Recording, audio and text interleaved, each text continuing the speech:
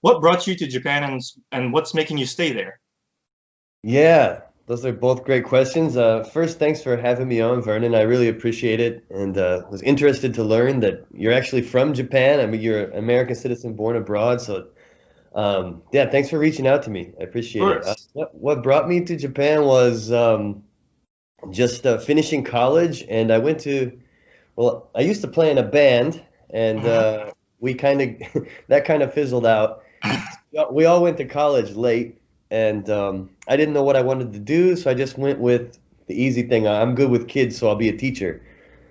But by the time I finished university, I was totally opposed to public schools from some extracurricular reading and shit I had been doing.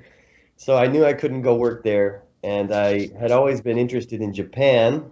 So I found a online job posting board, and it just worked out. One thing led to another. I got here and absolutely loved it here. I still love it here. Um, and ended up getting married. I have a son, and so this is kind of my new home now. So That's that's awesome. yeah, and Right. this is also where I became a full voluntarist, anarchist. So This is the place you became that? yeah, in Japan. Oh, Before I left, I was big Ron Paul supporter, doing the marches and stuff in 2008. But when I got to Japan is when I really started taking stuff to its fullest logical conclusion. And for me, it was kind of a weird thing of being here also away from the religion I was raised in hmm. and a lot of the shame and stuff that goes with that. It all kind of started breaking apart at once, and I just became full anarchist voluntarist. And I think Japan, this kind of atmosphere helped with that. So. Right. It's not what you call a very religious sort of environment, is it? For the most part. Is it though? No, I mean it's there's Shinto and Buddhism, but Right. people's attitude about religion here is generally, well, on the Shinto holidays I'll go to the Shinto shrine. On the Buddhist holidays I'll go to the Buddhist shrine. It's kind of anything goes, people Yeah. aren't it's not like what I grew up with in the West, which was way more hardcore, like from the time you're a kid, like if you tell a lie, you might go to hell. Like, it's Right. not like that at all. So Right. that It's really set me free to kind of start thinking more for myself, and you don't have all the people around you. People say you can't run away from yourself, and it's true, but you can change your context sometimes, and it can really set you free to say, that's how I really think, because you don't have all these people telling you what you are anymore. And so right. Japan really holds a dear place in my heart because of that, just for that. So Sure, yeah. yeah. But do you still feel do you feel like they accept you as a part of the culture though? Because I hear sometimes that foreigners won't really ever be fully accepted as Japanese. That's something I hear a lot. Yeah, that's totally true. Yeah, like I have no misconceptions about that, or no delusions about that. I'll never be Japanese. Like, Right. I could be from some other country and go to the US, and eventually people might think of me as American. Right. But I know that that won't happen here. And actually, I accept that. I don't really even mind it. So that's definitely true. It's really homogenous, and outsiders are definitely Yeah. outsiders. But that said, I have no problem with that in general. There's definitely some dark sides to that. Yeah.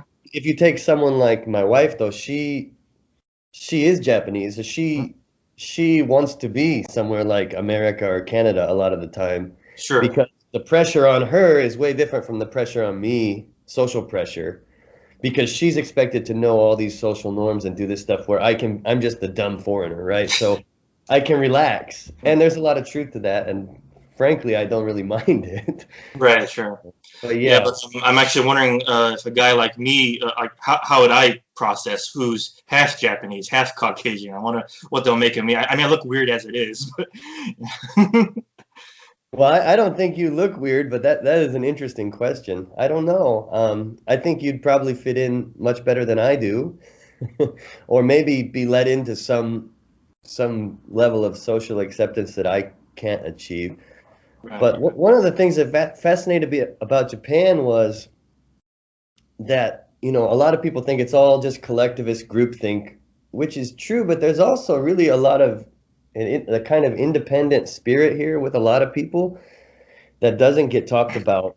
And so a lot of my friends are really into learning about other stuff or traveling, and they accept me 100%, and they want to change the culture here. So it's an Well, interesting mix, man. It's hard to generalize.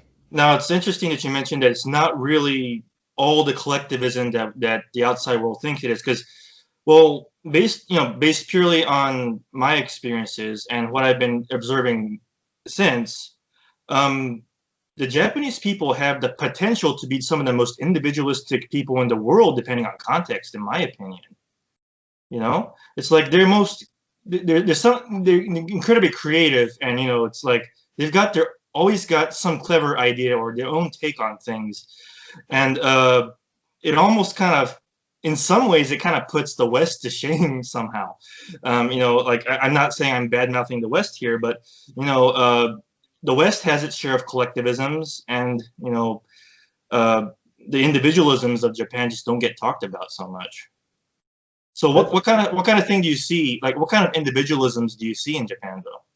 Well, that's a really good way to put it. Like you just said, I think it's one of the most, in a way, anarchistic places I've ever been. And people might laugh at that and say it's stupid. And in a way, it makes no sense. But like what you're saying, in the sense that you mean, it makes 100% solid sense to me.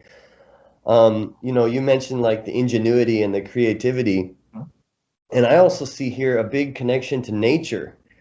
Even in the cities, like in the middle of the cities, depending on where you are, you know, maybe not Shinjuku, Tokyo, but there's gardens everywhere. People are growing their own food. Right. People don't call themselves agorists or voluntarists, but they're doing under the table trading all the time. They simply don't see a need to involve the government. Right.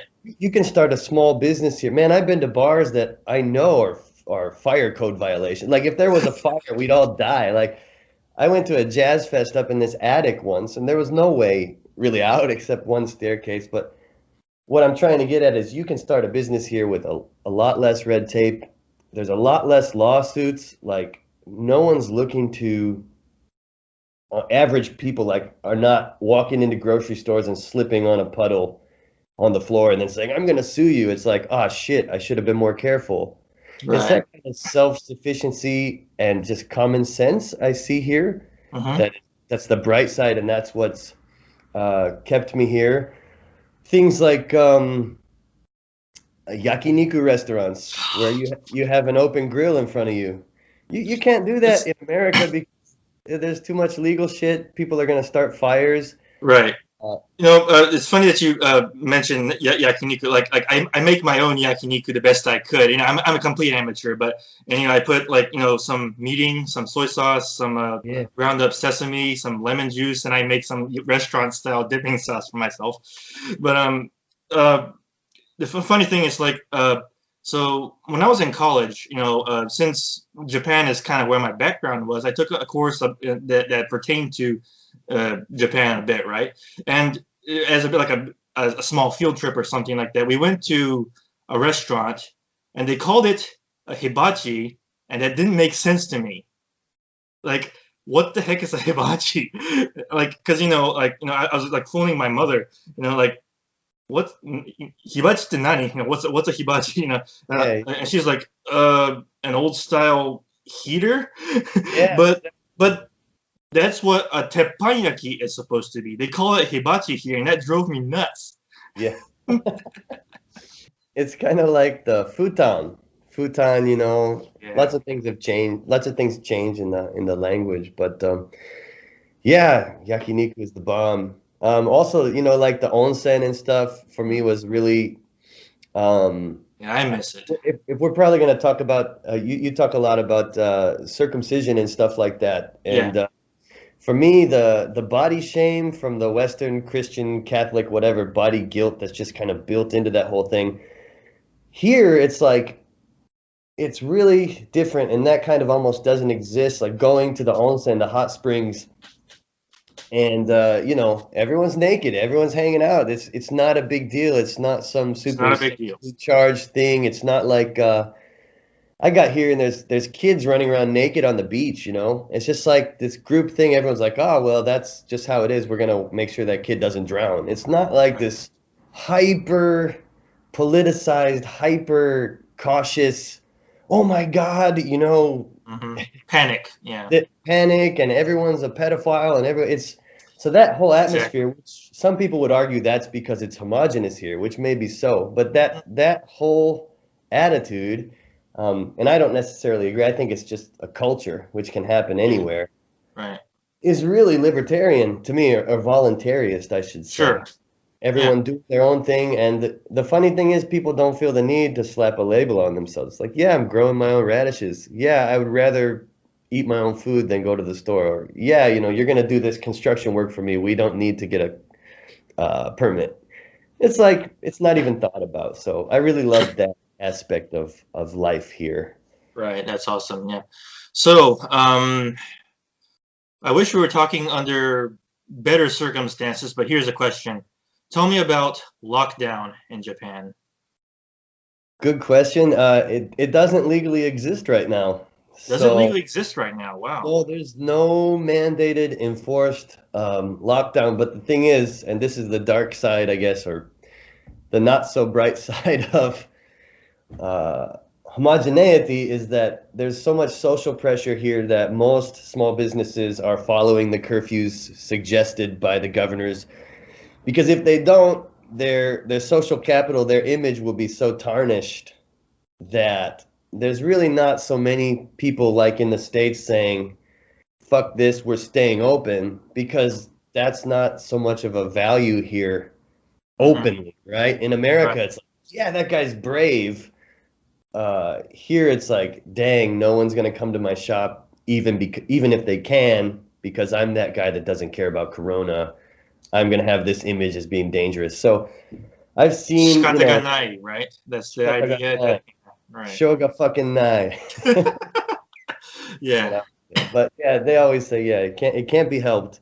Um, so for me, it's been depressing because I feel like I have a pretty good awareness of what's going on economically, walking through areas, even in my city here in Niigata or even in Tokyo, and just seeing how dead it is. You just know it's not going to recover. You know what I mean? Like there's no way. But as far as enforced stuff and masking stuff, I generally don't wear a mask unless I'm in someone's private home where they request it. Yeah. But I get stared at. Like I'm the only one. It's me and the alcoholic grandpas not wearing a mask at the grocery store. And it sucks, but that mandated thing is not here yet. So in a sense, I'm glad to be That's, here. What's it like in St. Paul right now? What's the atmosphere? well, let's see. So for a while, it was starting to open up again after the lockdown first started, but then it came back. We can't go to restaurants. We can't take out. We Yeah, can get stuff ordered out, but but I you don't know. can't get in at all. Not at all. Like we used to be able to do the stupid social distancing eat in, but that's gone again. And but I don't know. It's like it could be worse than some other places, I think, where they're trying to um, like shut off the power or rat out like people who are having parties or something like that. Maybe in like California, if I'm not mistaken. And so I don't know. It could be worse, but it just seems so dystopian, and we're sick. Like most of us are sick of it, I think. Well, my wife and I are certainly sick of it. Yeah, Yeah, it sounds so oppressive, man. yeah. It's like, especially for someone, and not to use, I'm not a new ager or whatever, but for Of me, course not. since the start of all this, it's been like spiritually oppressing. The word that came to my mind when all this started was demoralization campaign, because Mhm. a lot of the stuff they're doing makes no logical sense, but it's almost like no singing, like this stuff that's canceled versus the stuff that's allowed makes no scientific sense. So I Yeah. imagine you guys must be feeling that kind of wet blanket pretty heavily. Oh, we are here. Yeah, to be sure. Yeah. So So back on Japan. one thing that I've read is that when the comedian Shimura Ken died, that is when Japanese people started to take it a bit more seriously, the virus, maybe. What are your thoughts on that? That's interesting. Well, everyone noticed it at that time for sure, I guess. It pissed me off because I like Ken Shimura a lot, and I thought it was tragic that they just used his death to Yeah, publicize this fucking corona thing. exactly. Yeah.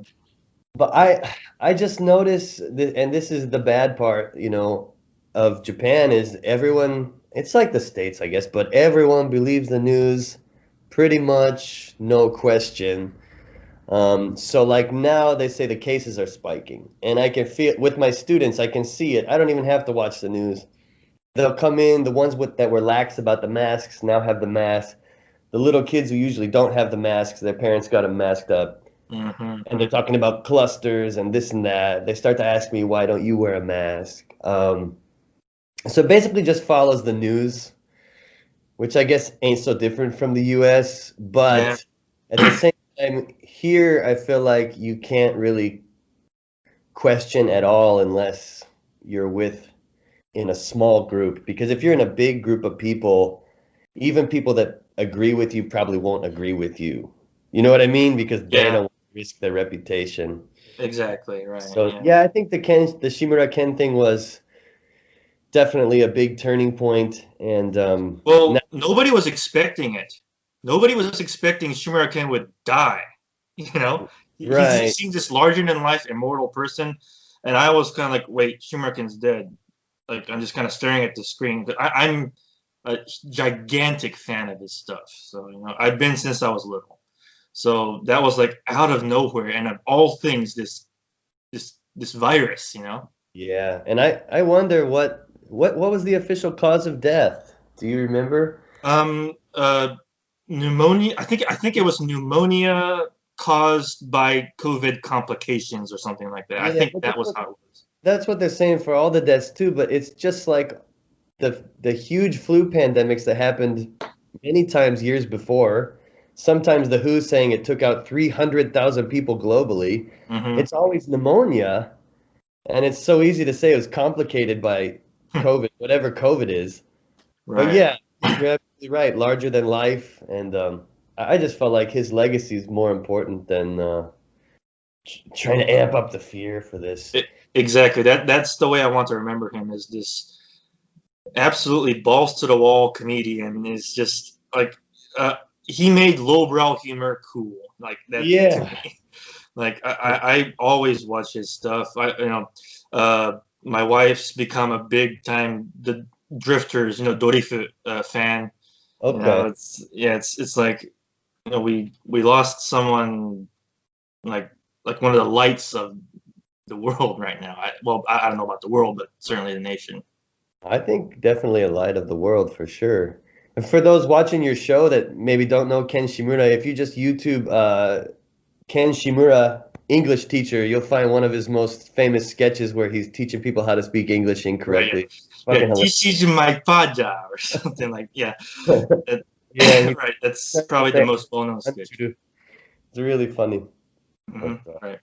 yeah, so basically people just follow the news, but if on Twitter is where you will find the woke Nihonjin, the woke Japanese crowd, which I was surprised because there's a lot of them. They're doing protests. There's one guy in Shinjuku that goes around with a megaphone saying straight out, Corona's a farce, Okay. Right. Yeah. this and Right. that and everything. And even if I don't always agree with some of these people because some of these groups are politically aligned, Uh-huh. they're at least getting out a message like, yo, we don't need to destroy the economy. Sure. Right. Even if you believe in this virus, look at the survival rate. Yeah, like So, yeah, I needed a bit of I was glad you clarified that because over here in the U.S., woke kind of means more the politically correct, put your mask on kind of yeah, yeah, that's true. stuff. That's Yeah, true. I so, guess so I shifted. but I get what you mean though. I Yeah. know what you mean. I should say aware. I think I use Yeah. woke because it's just everywhere. It's so ubiquitous. But aware, there's aware people in Japan, and I didn't find them on Facebook. They're there, but when I got to Twitter, Japanese Twitter, which is a good way to study for me, is full of people saying, "Yo, here's what's going on." Here's this, check out this Bill Gates interview. Here's Japanese subtitles. So that's been keeping me a little bit sane. Gotcha. Awesome. Right. Yeah. All right. So, bit of a tangent here. So one video I liked of yours is when you talked about escaping the cult of altruism. So I liked kind of the examples you gave because it's like know somebody wants you to give them something and you're kind of expected to oblige, because that's kind of the socially normal thing to do. And I guess one thing I'm wondering is that, is Japan, for that matter, the United States or the world, how bad is it under the cult of altruism right now? Well, for me, I think the cult of altruism is what runs everything right now. If you look at Joe Biden's campaign or even Trump's campaign, um, it's all about we've got to sacrifice for this, that, or the other. You've got to wear a mask. Biden was asking for money to beat Trump's legal whatever. He's Right. asking, Biden has enough money, but he's asking poor people everywhere to. So it's Right. like, it's in one phrase, the greater good. So I think it runs the whole world. But if we look at the results, as you and I know, the greater good never quite reaches the people that are expected to sacrifice for the greater good. Right. And, I think, that's a huge part of things in Japan, huge part of things in the US. And in that Right. video I was talking about, I was raised in the Christian tradition Sure. where the teachings of Christ were twisted. Say, give anytime anyone Yeah. asks of you. And what I experienced in my own life was the people that always helped me were not those type of people. They were the people that had saved their money and were able to help. Right. Yeah. When I needed money, those are the type of people that always helped me out. It Sure. was it was Well, never my communist friend who was hardcore like, hey, can I, those people never paid me back. So right. for Like, me, yeah, go if ahead. I may interject, it's like when people who save up, and have the money to voluntarily give, it's like they're making an investment that the thing that the person that they're trying to give it to kind of puts it to good use, and and kind of brings himself out of it, perhaps. So there's a good motive, even a self-interested motive to actually give in that case. But it's not the same as guilt tripping them or parasiting off them, right? Right. Right. Yeah, totally. And refined self-interest is how one of my favorite authors put it. He said anyone who says they're totally selfless is really deluding themselves. So, Because, go ahead. yeah, Sorry. the reason we want to help our community, like even selflessness, which I think is good, I maybe disagree with the word, but it's because you care about someone. Like, Right. and I care about my neighbor who's starving. I want to see him happy. That's my self-interest to see him thrive. It's a Right. refined, really beautiful self-interest, Mhm. but it's that kind of thing. And what I noticed was there's no honor in being stolen from. Like I gave and gave and gave to people who Exactly. didn't pay me anything back. Mhm. And the people that were more charitable and were more generous, all this stuff these altruists like Biden talk about, they were the people that Biden hates. They Yeah. were the people Exactly. that said I should be able to keep and do what I want with my money. And so, yeah, for me, it's this big ruse, man. Right.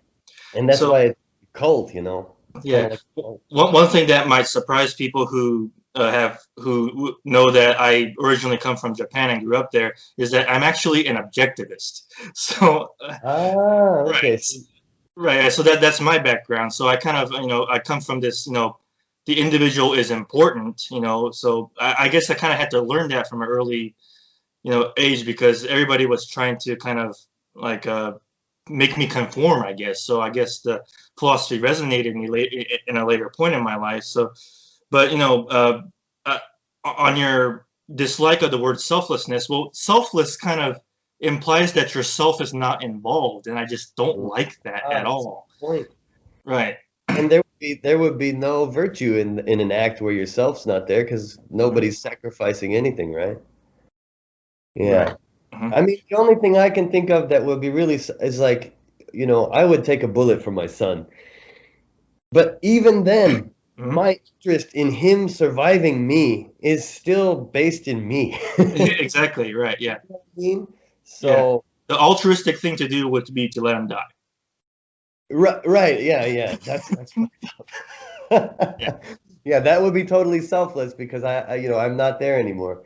But I Right. think that's like as Ayn Rand is misunderstood so much because Very much, everyone yeah. says, she's greedy, she's whatever. And I don't agree with Ayn Rand on everything. But Well, no, I welcome disagreement. There's a yeah, stereotype that objectivists are a bit uptight, but I don't think that. Well, that's true. but I think the problem with Ayn Rand is not Ayn Rand, it's people just have their feelings hurt by her tone. And they're not actually listening to what she Mm. does. Like if you watch an interview with her, she's extremely shy and gentle and seems like one of the most kind people you would meet, which is why I think she became so hardcore. I Is think that's a yeah. I think that might have the been it. altruist cultists prey on people who are start off very kind and open, idealists, and that's Hmm. who they prey on. So a lot of times these idealists turn into these, Yeah. hardcore like individual rights because they figure out that's the only way it can be. That's the only way to protect myself. Right. Yeah. Yeah. Do you think language has something to do with kind of shaping a sort of an altruistic culture? Like in back when I was still primarily speaking Japanese, one term I heard a lot by other kids is chodai. Like Ah, right, like I got something cool, and they would say, "Oh, chodai," as if I'm supposed to oblige, like it's the custom to oblige. Like I'm pretty sure I lost some Tomika cards, or or yeah. maybe even some Yu-Gi-Oh cards or something like that because I've kind of felt pressured to obey the chodai directive. You know? And Does and that you make might. sense? Yeah, totally. Because, and my impression of Chodai, maybe I don't understand it exactly, but the feeling I've always gotten from it in 10 years is it's like give and borrow at the same time, right? So you Yeah. can't, if someone says, like, give me that, you can say no because it's Hmm. yours. If Right. someone says, let me borrow that, it's a set time. But Chodai always struck me as, yeah, like you said, like, you can't really say no to it. You're But it's expecting, like it's almost literally, let me see that. okay, okay. Yeah, It's like, yeah, yeah. let me see that, and there's like no guarantee whether you'll get it back or not. That's an excellent fucking point. It is like, let me see that. Right, yeah. Yeah. Right. So you're in Okay. your English class and it's kind of midday, so I don't know if you have alcohol on you or not. But Oh, actually, I do over in you do? the other room. Let me think. Am I driving today? It's zero Well, tolerance here, man. It'll end my life. But right, I'll give okay. you a coffee kampai right Sounds now. good, yeah. Yeah. Right. So time to kill the altruism demons, as you said. Okay, cool. Yeah. Cheers, man. Yes. Kampai. Kampai. Right. Yeah, Yeah. I've got some small little mini whiskey collection in the other room that I'm slowly building up. But Nice. Today I fixed myself a gin highball, actually. interesting. Right. Yeah, yeah, I've been kind of hooked on highballs as of late. Like when I was little, I always see all these cans that look like sodas, but they're alcohol, so I'm not allowed to drink them. And I thought, one of these days I'm gonna get some Chew High. Now, I don't think I had a can of Chew High ever, but I've been able to kind of fix up my own. So, Speaking of which, that's another reason I'm still in Japan, man. The canned highballs have kept me here. And that's only partially a joke. right. Cool. Well, Yeah, very cool. I But bet it tastes awesome. What? yeah, no, your point about the language, though, I totally think it shapes reality, Right. or colors people's perspective of reality and stuff. Hmm. So Right. Yeah. yeah. Yeah. Anything individualistic sounds kind of evil by implication. Yeah, and we're just Yeah. taught, or at least I was taught from a young age that, even what I really hate, and this is nothing against the Christians in general, but Sure. a lot of places I went, well, I guess it is against the Christians in general. Maybe it's not against specific Christians, is that you're expected to give and give and give, and it's even if you don't have anything. And to me, that should have set off alarm bells a lot sooner, but it's this Yeah. communistic thing of we got to help each other. Don't help yourself, that's selfish. But yeah, Exactly. that when I really started thinking though, that's kind of how I got out of organized religion because I was like, you know what though? When the Samaritan woman asked Jesus to heal her, he said no because he's got to go and he's got shit to do. And I was like, that's in the Bible. Right. Yeah. And I was like, well, all right. But of Sure. course, Sure. you can't use that on most Christians. They'll just say, well, whatever. Right. Anyway, bit of a tangent there, but Right. Sure. So, now this is something I definitely wanted to ask you for some time. Now, let's talk about the atom bomb. oh, So too many liberals and conservatives alike, from what I've seen and from what both of you and I know, even some libertarians like Austin Peterson apparently thought it was such a good idea and it was necessary. We should always defend it. It's like it's the only bit of genocide in which the deaths of so many civilians were seen as this fantastic, necessary thing that I can think of. You know, like why does this still linger on, and is it still defended? And also, what are the Japanese attitudes to it in the present day? To add to that. yeah. First of all, Austin Peterson is a punk who just wants views and likes. Mm. Irrelevant in my opinion, but Yeah, I think he's scum. it is maddening. It is maddening. Or he could be like a disinfo guy. I don't know. To paint the libertarians as bad, but yeah, I think it's interesting, Vernon, how you use the word genocide because that's what it was, and people don't really call it that, but technically, I guess it was. I'm, of course, totally against the atom bomb for obvious reasons. But even when I talk to people that try to defend it historically, I like to point them to the actual history of what, like, General Eisenhower, I believe, and all these other guys said about the impending surrender of Japan, which a lot of military Yeah, brass and a lot of people directly involved in the situation said was a given. Like the country was destroyed. It was a given. But then for some reason, you have to go wipe out people who aren't even combatants, hundreds of thousands. And yeah, it doesn't add up, even historically, if you're ignoring the main point, which is it was a massacre uh-huh. as a voluntarist against people who never initiated violence against anyone else. Right, Um, the retort that, well, some of these kids and women were helping make warheads. Yeah, if they didn't do that, they would die right, because the state is forcing this sure. norm on everyone. You know what the worst, like the most asinine defense of the atomic bomb was? That is that um, every Japanese person would have fought to the last man, woman, child, as if there were some all like these savages that are bred to kill or something like that. It's like this dehumanizing kind of treating them as subhuman creatures argument. It's like this is kind of intrinsic almost to the vehement defense of the bomb. Yeah, and it's weird that even libertarians are still buying that bullshit. It's like World War They II are. propaganda. If you look at world history, every army of soldiers has turned themselves into subhuman animals. Like that's what war is. But then to hold on to that and say, well, the Japanese are all, they're barbarians or whatever. If anyone has time, they should watch the movie Barefoot Gen or Hadashi no I Gen, the anime. I've heard of Barefoot Gang. There's just watching the scene, which is all I've seen, full disclosure of the atom bombing, it humanizes it so much more and shows you what it actually was, which is just a bunch of people trying to go about their lives and then just being destroyed. Exactly. Not to mention all the fallout, the cancer, the burns, the suffering, you know. Hibakusha, is that what they're called? The Hibakusha? Yeah, I think that's right.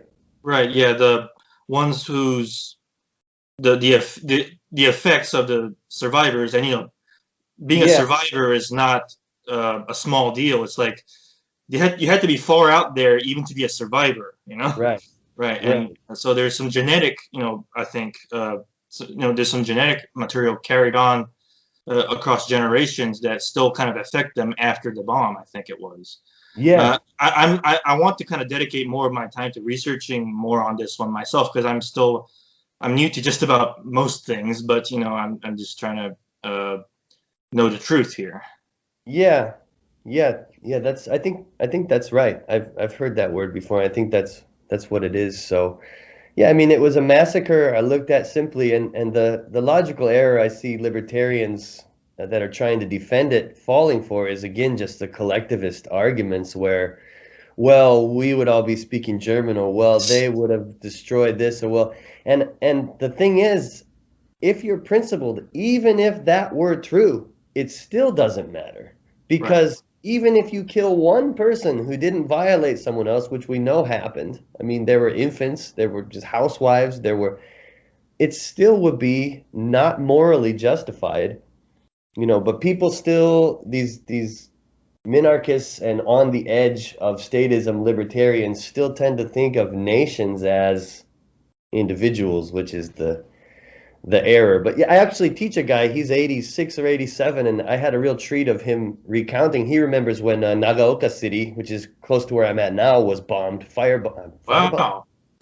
And he lives where I live, of course, and he said, yeah, I remember it was August 1st or something, and I could hear the sound, and it was so bright at night, and it sounded like it was right next door. So talking to the survivors or the people that lived through the war really makes you realize, wow, it was really, horrible. And he said, well, my life here in Niigata was pretty normal, it wasn't this thing. And Niigata, where I'm at now, is actually the third target Wow.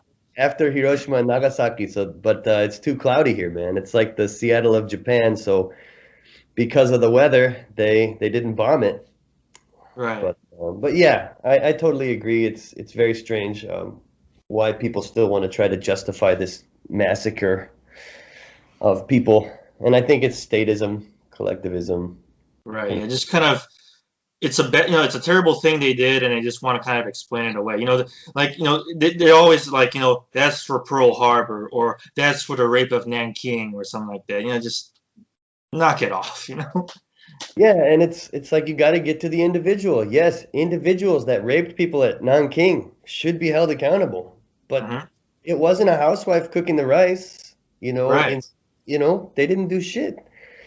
But yeah, Mhm. it's maddening. Every August I try to post that clip from Barefoot Gen, Sure. just hopefully awaken some feelings in people, some Mhm. compassion, because Oh, exactly. imagine if that happened now. I mean, Right. yeah. Well, I think that, people have been kind of mostly desensitized to war, I think.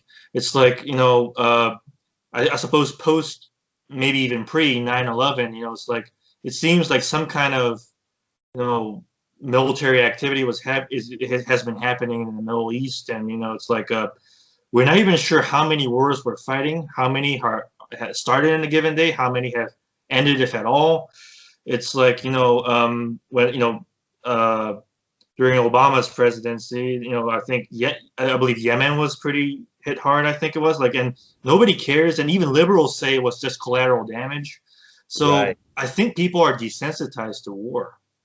Like, and Yeah, that's yeah. Go ahead. some people don't even know that wars are going on. Right. Yeah. There's bombs being dropped now still, I think every day. That in the Middle East, Yemen, Afghanistan, Hmm. Pakistan, all these places.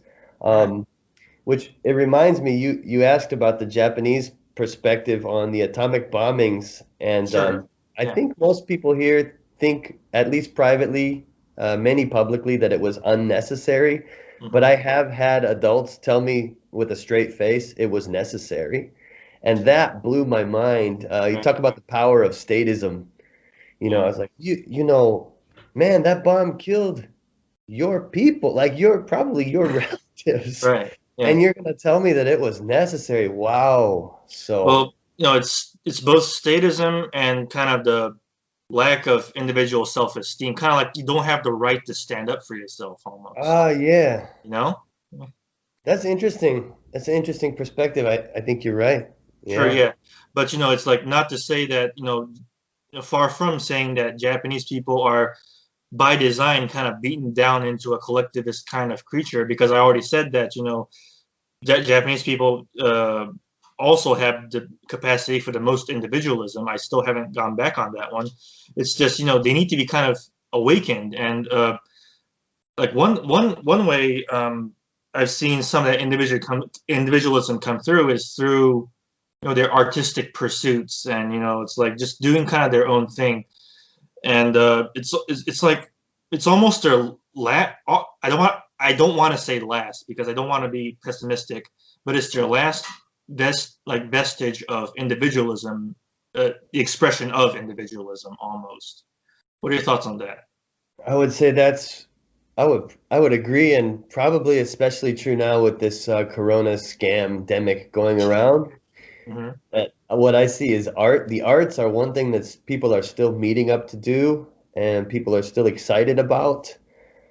So, I have people here doing students saying, I went out last weekend, students that never go out anymore Hmm. because they said directly, I'm scared of Corona. But I went out and played taiko drums, or my friend does Nice. calligraphy or no theater. So, yeah, maybe you're right there. Maybe Yeah, you're sure. right on that one.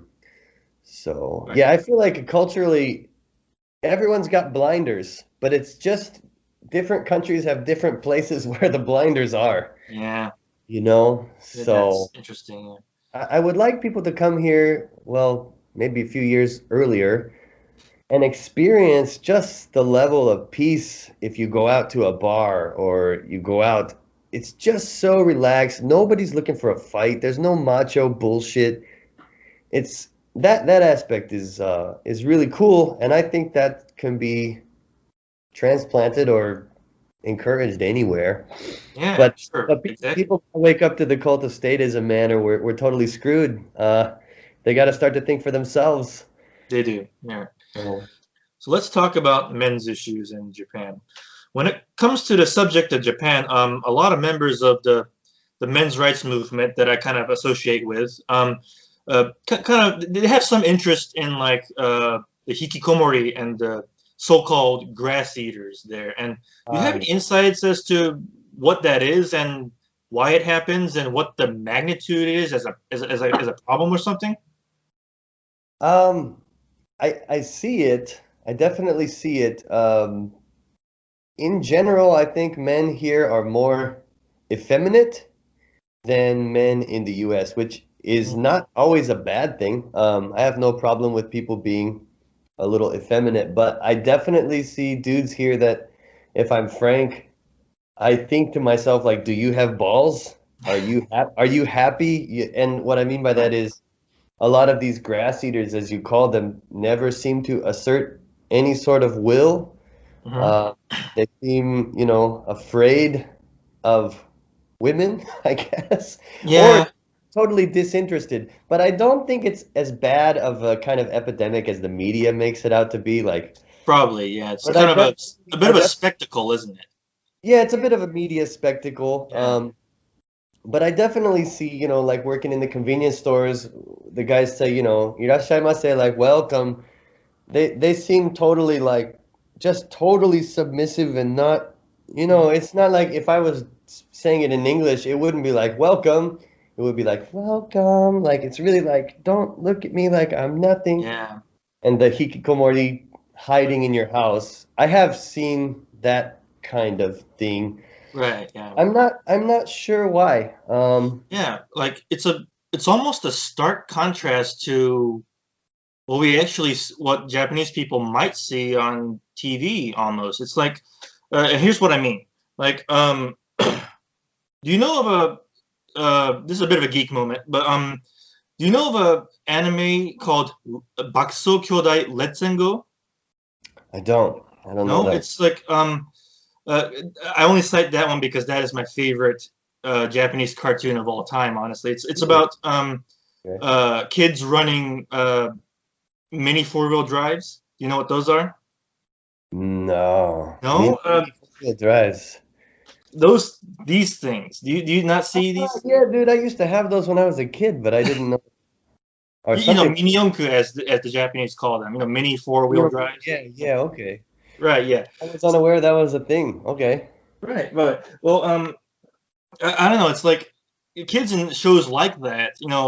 They're just absolutely like they're okay. Maybe you get an effeminate guy here or there, but it's like most of them are just kind of balls to the wall, kind of either and multifaceted too. It's like there's all kinds of masculinity to be found, like quiet and just more uh reserved and matter of fact, and the other guy's kind of like screw the rules. Let's just run Yeah. our cars, and the other guy wants to be level-headed and things out. So there's a lot more confidence in various kinds of masculinity found in these sort of shows.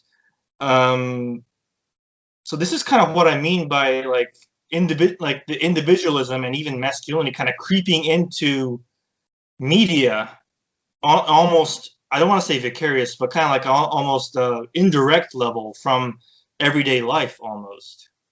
Does that Interesting. make any sense? Totally. Yeah, and I think that is probably the vicarious thing is probably an outlet for a lot of these guys because the kids I work with, I don't see this kind of thing. They are balls to the wall. They're like, yeah, like they want to fight, they want to. And as I said, just to clarify, I have nothing wrong with someone who's effeminate. That's Sure, right, totally fine with me. But I think what happens to maybe the men here is once you become a teenager and go to junior high school or into adulthood, the social pressure is so intense. Like I've talked to my friends, students who became friends, and they've vented to me before. Man, I fucking hate my boss. He's doing this evil shit. And I said, well, why don't you say something in a meeting? He's like, I can't. I can't. right. And if he did, he would put his job in danger. So maybe the comics and stuff are a way to kind of get that out Yeah, without because the social pressure, I mean, Japan's it's probably tied into men's issues, but it affects women hugely too. The suicide rate here is insanely high.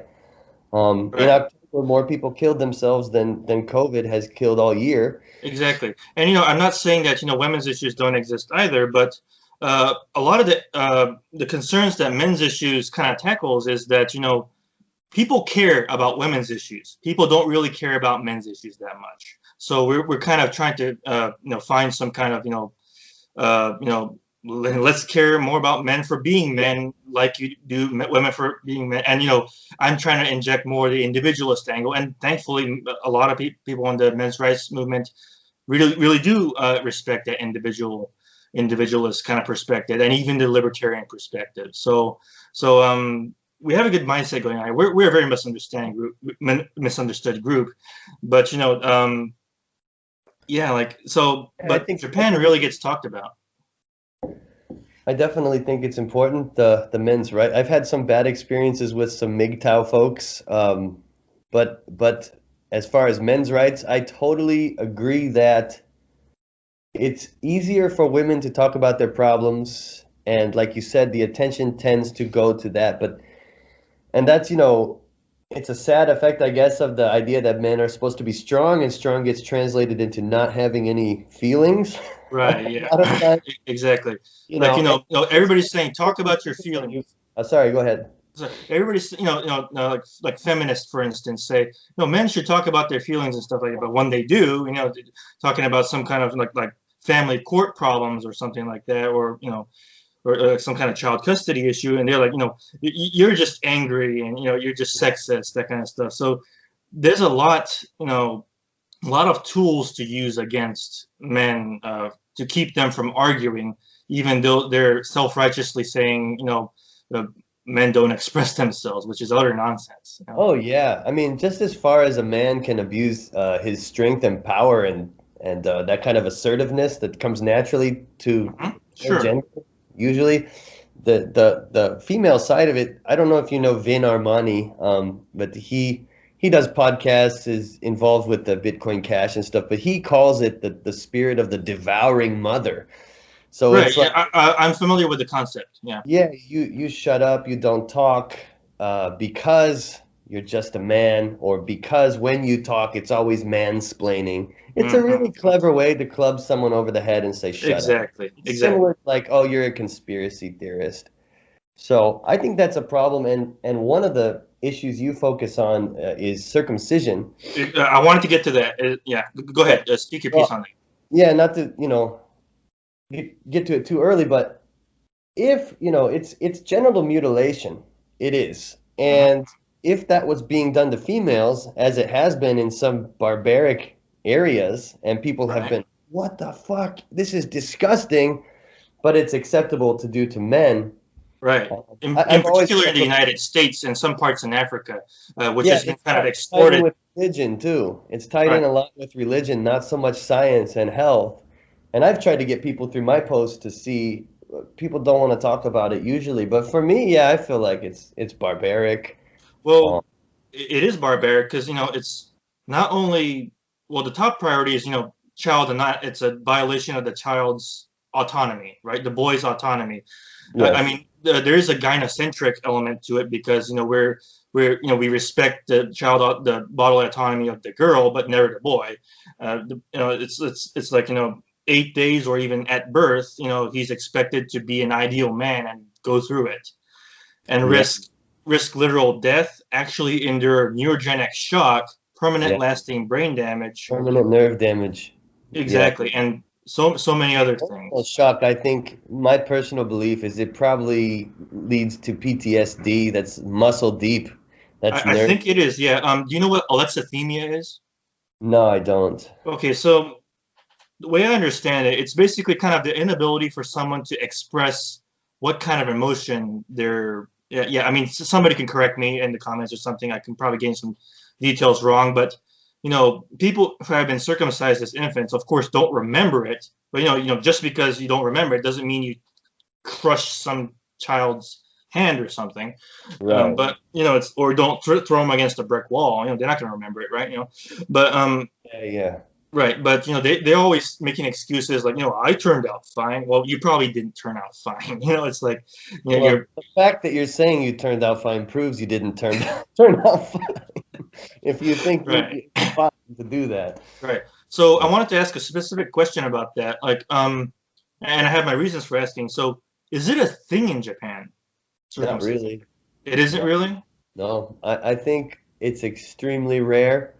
And from what I can tell, and when I go to the hot spring, I'm not just staring at dudes' dicks, so don't get the wrong idea. But Well, it well, doesn't seem like anyone is circumcised. And from the Japanese people I've talked to, my wife, it's just, and I have a son, and uh-huh, he's not.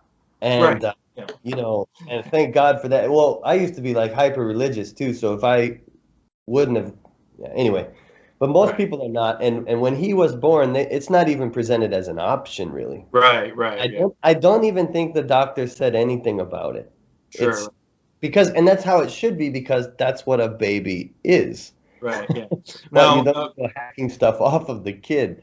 sure, right. Now, as you may know, my dad's American, right, and was raised in America and stuff like that, right? And I'm an intact person myself. I'm going to go out and say that.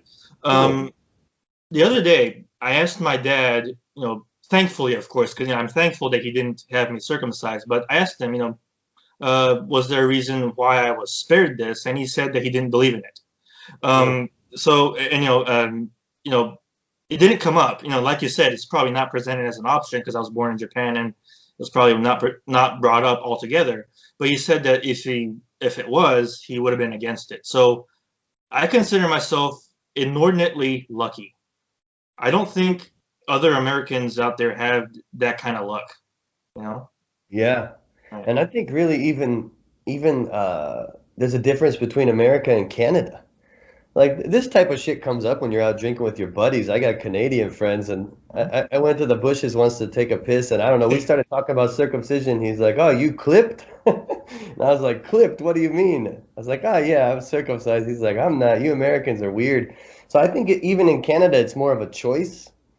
I see. But from my perspective, it's the hyper religious nature of the U.S. that really keeps driving it. But Well, it starts from the hyper-religious nature of the U.S., but then it kind of seeps into the mainstream secular consciousness, like, yeah, yeah, totally, because totally. there's lies that it prevents medical, well, I mean, it prevents diseases and stuff, which is probably bogus. I don't have any STDs, and I haven't, I've had, sexual experiences before I met my wife, and I have, I'm a-okay on that one. I don't have any problems cleaning the darn thing, you know. It's basic hygiene. I mean, Yeah, this fucking kid's not gonna be able to clean his fingernails. Just fucking hack his hand off. right. Or like she's going to be in risk for breast cancer. Let's give her a double mastectomy at age 12 or something like that. It's the Right, same right. same kind of argument. Yeah, and I agree 100%. It's so ubiquitous and in the secular consciousness that it's not even a topic. It's just like a given a lot of times, you know. Right. Yeah. So, yeah. Exactly. Yeah. Right. Well, that's Just all the formal questions I have for this one. Is there anything you want to kind of add? I know you're kind of running low on battery here, so. anything I wanted to add? No, I'm just kind of curious about what brought you to the whole. Are you voluntarist or? Yes, yes, I am. Like, I Well, classify myself as a sort of anarcho-capitalist, but kind of a hybrid between that and objectivism. I actually became both at the same time when it happened. So, okay. yeah, so I'm kind of hard to pigeonhole. I have to educate myself more on the specifics of objectivism. Yeah, My sure. knowledge of it is pretty limited, but Well, feel free to have conversations with me anytime on the subject. And um, I'm not in tune with modern day objectivists so much because I don't know if a lot of them have offered any original ideas since Ayn Rand's time. I think only one person did. That's Nathaniel Branden, but that's about it. It's like I'm not particularly fond with a lot of modern objectivists like Jerome Brook. Like he was like I one of my plans that I want one of my projects that I want to do is to rip him on his last appraisal of the atomic bomb because some of them are pretty big on the whole, it was the right thing kind of a thing. So I'm a bit of a black sheep within objectivism myself. I'm a bit of a rogue. So cool. yeah, Yeah, that's kind of the position I take too. I just use voluntarist these days because it's my position is pretty simple that uh, you should not initiate force against someone. exactly. Right, That's about it. And I right. found the Zen kind of Buddhist aspect here in Japan has really gone hand in hand with that. Sure. So Mhm. yeah, yeah. Yeah. So I mean that's about it. The only other thing that the voluntary Japan focuses on now is distance running and endurance running, which I do to keep my mind sane. Hmm. And I think that kind of thing, that individual kind of sports effort, athletic. I'm not a sports guy, but I found distance running to be this really individualistic time alone out in Nice. nature, especially in Japan. And I think if more people found stuff like that, the world would naturally become a more voluntary place. That's an interesting insight to end on there. Well, thanks very much for speaking with me. Ah, the pleasure was mine, man. It's awesome to meet you. Closing thoughts? Closing thoughts, please keep living your life. Don't let the fear bring you down. And sometimes disobedience is necessary. There's a risk, but it's, in my opinion, worth it. Exactly. All right. Well, thanks very much for this interview, Graham. Thank you, Vernon.